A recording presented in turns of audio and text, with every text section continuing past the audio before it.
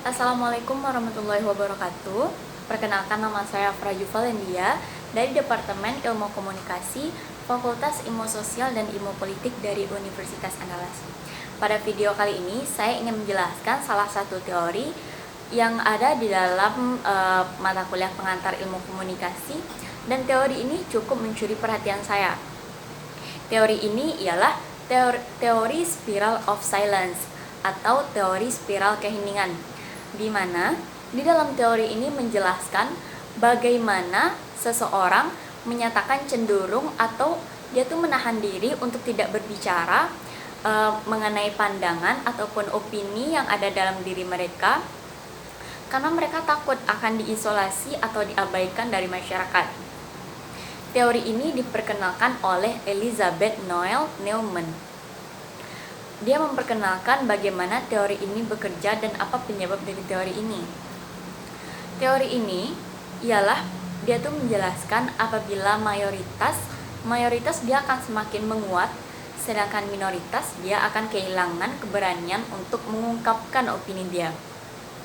Serta teori ini juga mencoba menjelaskan bagaimana persepsi opini publik terhadap ataupun dalam konteks sosial masyarakat. Yang pertama ialah bisa kita lihat dari pengaruh media. Itu sangat terlihat jelas bagaimana teori spiral keheningan ini muncul gitu. Yang pertama ialah karena media komunikasi biasanya bersifat satu arah. Dan yang kedua ialah dia biasanya bersifat publik, dan bersifat publik itu menyebabkan seseorang tidak kuasa untuk memberikan respon karena seseorang mungkin takut dihujat atau nanti pendapat mereka terlalu mempublik gitu, maka orang terlalu tidak berani untuk meresponnya secara publik.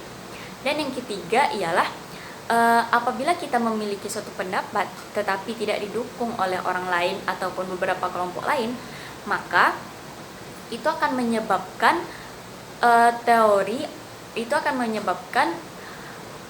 paham ataupun opini tersebut akan bersifat konsonan terhadap pandangan yang ditawarkan oleh media. Dan yang kelima ialah frase kata yang berulang. Di dalam media beberapa kali dilakukan frase kata yang berulang sehingga orang itu akan mendengar dan lebih memahami. Karena apabila tidak dilakukan frase kata berulang, maka orang tidak akan mengerti dan orang akan tetap diam.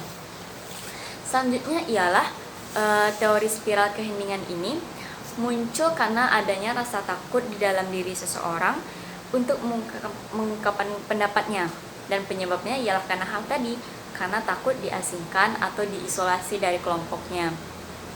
Biasanya teori spiral keheningan ini dia tuh berkeinginan untuk berada di pilihan yang menang atau mayoritas agar mereka terhindar dari pengasingan kelompok mereka.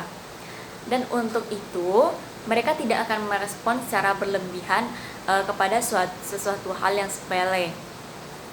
Teori ini muncul ataupun dikenalkan pada tahun 1976, dan selanjutnya ialah bagaimana teori ini juga menjelaskan bagaimana suatu opini itu terbentuk di dalam masyarakat, serta bagaimana proses saling mempengaruhinya antara komunikasi massa, komunikasi antar individu, persepsi masing-masing individu, serta pendapat orang lain di dalam masyarakat.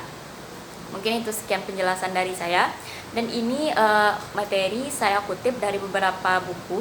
Yang pertama ialah buku pengantar teori komunikasi oleh Turner, dan yang kedua ialah teori komunikasi umum dan aplikasinya oleh Evi Novianti 2021, dan yang buku ketiga ialah Public Relation oleh Nelly Armayanti dan Dodi Pramana. Saya mengutip dari 3 buku tersebut. Mungkin sekian penjelasan dari saya. Assalamualaikum warahmatullahi wabarakatuh.